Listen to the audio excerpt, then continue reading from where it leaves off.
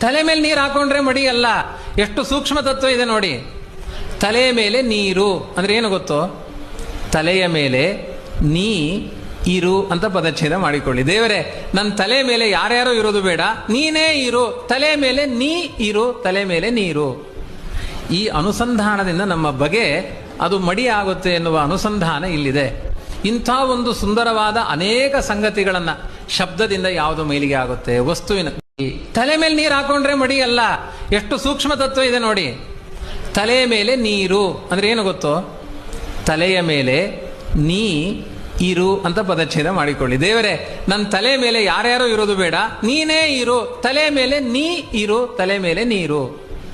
ಈ ಅನುಸಂಧಾನದಿಂದ ನಮ್ಮ ಬಗೆ ಅದು ಮಡಿ ಆಗುತ್ತೆ ಎನ್ನುವ ಅನುಸಂಧಾನ ಇಲ್ಲಿದೆ.